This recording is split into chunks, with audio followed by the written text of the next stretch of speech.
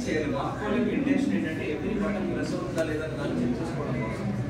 ఆ ముగ్గురు క్యాండిడేట్లకి వేసేసుకోండి చదవాలి కదా, నోట్ అవసరం ప్రతిదీ చేయించాలి, అందరికీ ఈక్వల్ మొత్తం వేయించాలి. వేయించినప్పుడు మనలో ఒక నుండి లోపల రాసుకోవాలి, ఆ లెక్క తీసిన స్లిప్కి మ్యాచ్ అవ్వాలి. అప్పుడు మీరు రెగ్యులర్ ప్రొవైడ్ చేస్తే మీకు ఏం బ్రేక్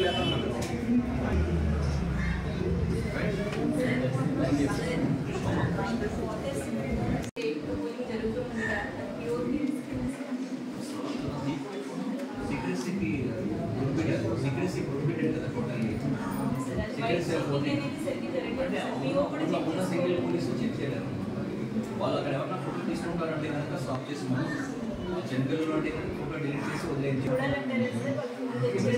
చెక్ చేయలేదు.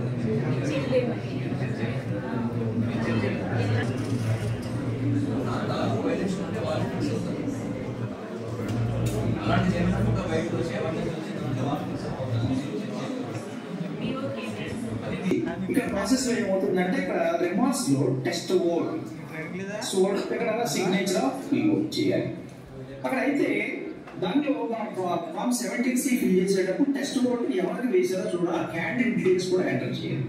ఆ క్యాండిడేట్ బ్యాలెట్ బాక్స్ లో యూనిట్ లో ఆ క్యాండిడేట్ యొక్క సీరియల్ నెంబర్ ఎంత, ఆ క్యాండిడేట్ నేమ్ ఏంటి, ఎందుకు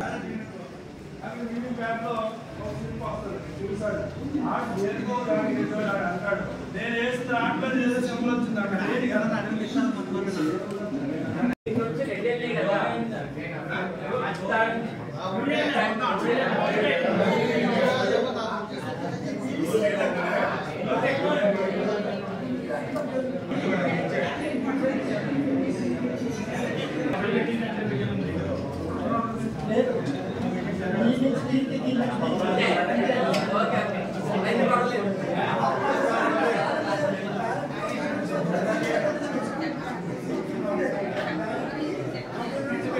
ఆఫీసర్ సిగ్నేచర్ తీసుకుని ఆ టేబుల్ కంప్లీట్ చేయాలి.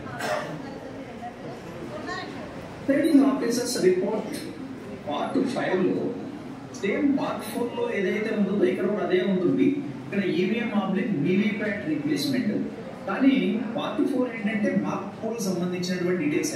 నా పక్కన ఓపీ గారు ఆయన ఫస్ట్ చేస్తున్నాడు వెలుముద్ర వేసుకోవడం, కానీ ఆవిడ ఏదో చెప్తా ఫర్ ఎగ్జాంపుల్ ఏదో ఆవిడ దాన్ని ఒప్పుకోమన్నాం పెట్టి మనకి వేలుముద్ర వేస్తున్నాడు. ఆవిడ బహుశా ఓటింగ్ ఏం చేస్తున్నామే మనకి ఆవిడ అనౌన్స్ చేస్తూ ఆ బుక్ నేను ఒప్పించి బాబు అంటుందండి. సో ఇటువంటివి మనకు కొన్ని ప్రాక్టికల్ ఎదురవుతూ ఉంటాయి. మనం ఏంటంటే కాంప్లికేషన్ ఏవి కాకుండా ఎంత ప్రెసెన్స్ ఆఫ్ ఏజెంట్స్ ఉంటారు కాబట్టి మనం కొంచెం లౌకికంగా మేనేజ్ ఏదైనా ఇష్యూ కాకుండా ఇంత ఏదో చెప్పుకున్నాం. టోటల్ బట్టన్ మనం 2 hours ఇస్తున్నప్పుడు కూడా ఎక్కడ చిన్న వేరియస్ వచ్చినంటే మనం ఓపీ మీ గోదావరి ఛానల్ను సబ్స్క్రైబ్ చేయండి, లైక్ చేయండి, షేర్ చేయండి.